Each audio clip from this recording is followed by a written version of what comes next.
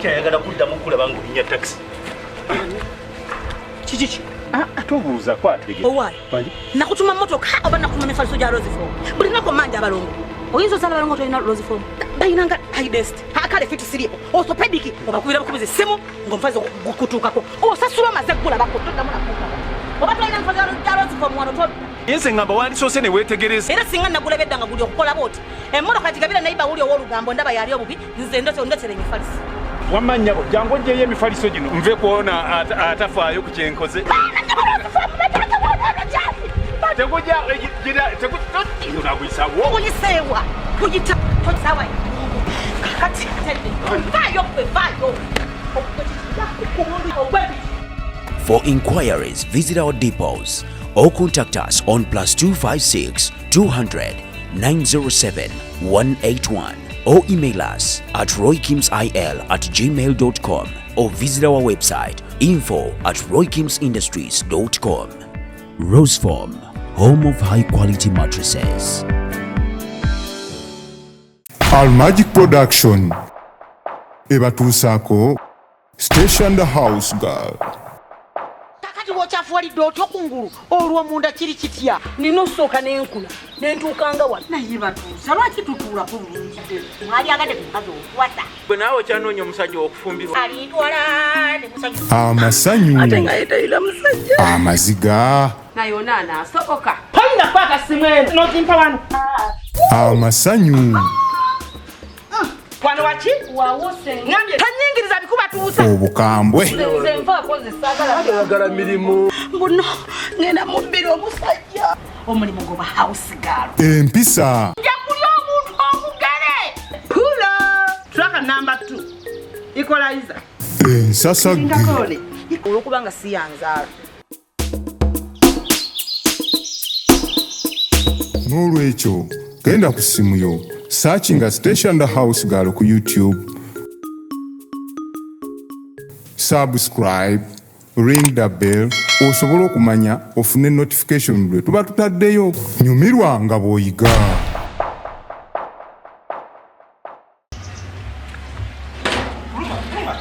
genda gwa mu nyumba yange oli wano olidde onywedde oli wano weemamaaza okugenza okulaba muno munju mulimu omukazi nakulesa okola eki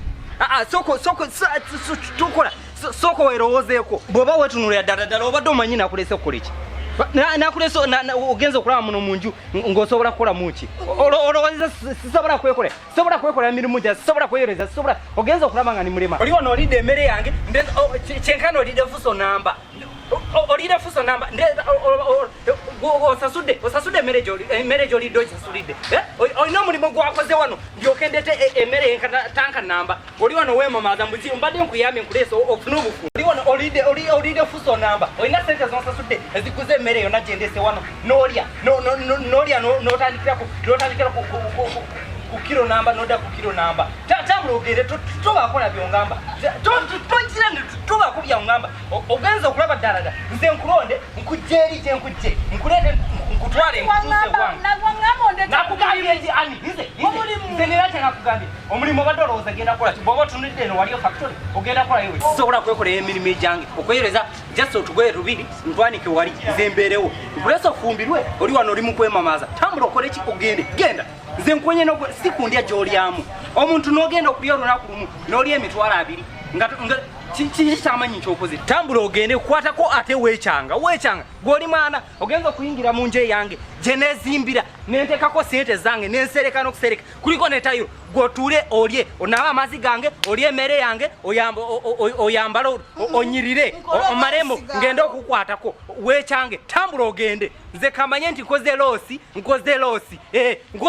tambula ogende genda ate toddana wano olye onywe onaaba amazzi gange odde mu nju weebake ngende okukwata weekyange tambula okole ki tambula ogende sina nekinene kyenkwagala tambula ogende genza kukwatako weekyanga tambula ogende ate nawe tikusanga ogenda kuteera embwa zikulye omanyira nyini kiki Titi, omanyira. Titi chongamba. Engoye zanga. Engoye zino nazo ngoye. Chango binono ogende mukuyame n'okwengoye ezire. Ngoye ki? Engoye zange. Bobo zake sigende zikuwa. Ozosubira kuzino nanze kuwe. Onfise mko. Jango zino de bobo zakala. Jango zichimi. Oloza zaka za jango otwale ngoye. Bobo zakala ingiro zino nemu. Ako. Batuusa olwako ki? Buli wobeera ebintu ne bikutabukira. Anko byaŋŋamba sijja bisobola. Toka yaŋŋamba mulimu kati wulira byali. Naye Batuusa so akuleka ngoye zange. Sigenda kuggwamu ssuubi paka nga nfunye omulimu gwe njagala. Musajja. Toka nze simanyi na musajja. Nze byaŋŋamba sibisobola mukazi wattu. Sibimanyi. Obeera nga kawo kale ng'oba kale olina ky'okimanyiiko. Olwaki ndi munene ekikulu ndya nnyo. Ate abantu balabanga nze omukulu. Ndabye. Anko ono sigenda mulekera ngoye zange so azireka. Mulimu engoye zange ez'ebbeeyi. Kati laba luno senga mutini yalumu. Mulimu n'endala. Ono tamumanyi. Noko nasi mayumba gama. Kankuba omulanga. Abantu balowooze wali wafudde. Oba najja okunzijukira bannange obadde ki bannange ani afudde mbage nti omusajja wo munabbi engoye zange. Wawe! Nyabo! Fudde! Nyabo! Unyabe! Uje munyabe! Fudde! Wai chichi atongani. Engoye zange. Engoye zange. Ati engoye nazo nezikubye endulu ng'etyo. Mpa. Kwata n'engoye. Mpa. Manange. Sempe engoye zange.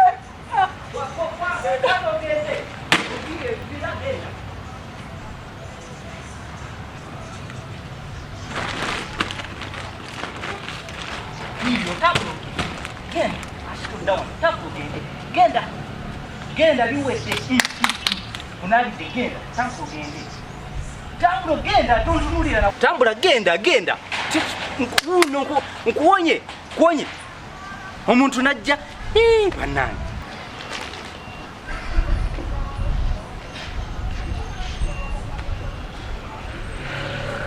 Kijja kyeyogeza, simanyi noonya mulimu, simanyi. Naye kimponye. Genda olye enkoko yo. Ha.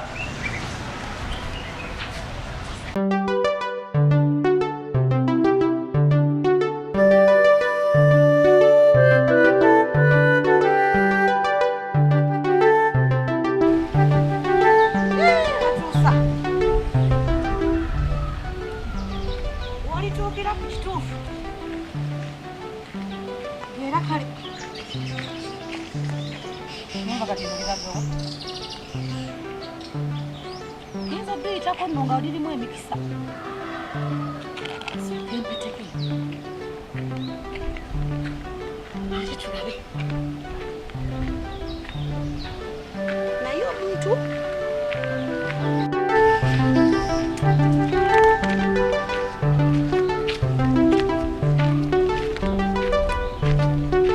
ekakula terina mapeera.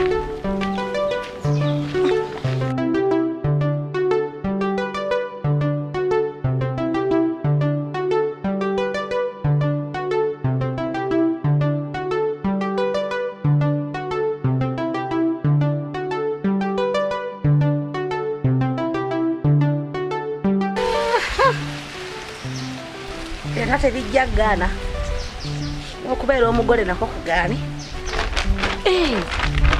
Ari kino nga kyaluweeti bulungi.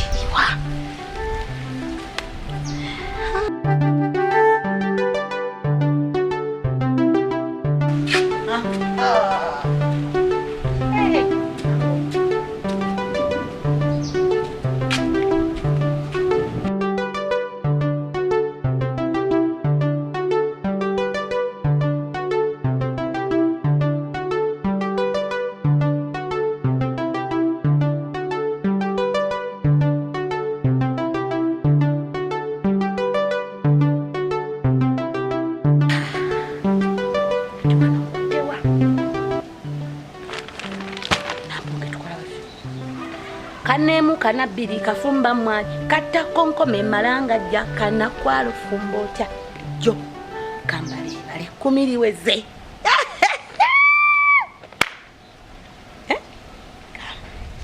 kumiriweze yeno anendeba yebale sebo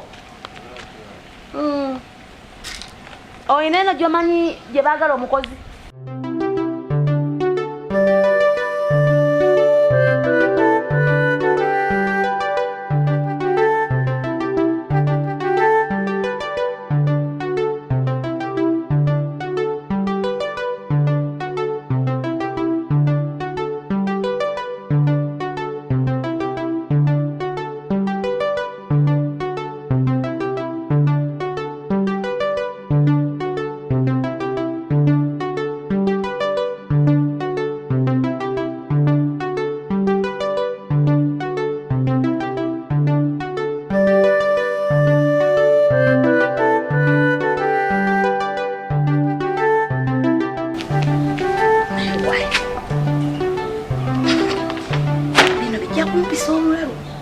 ajjana kunyima omulimu terekiwa naye nawe nsanga geeti enzigule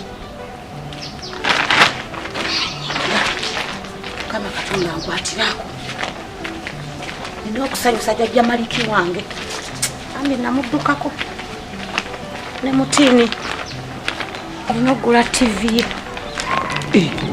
omuntu wali geeti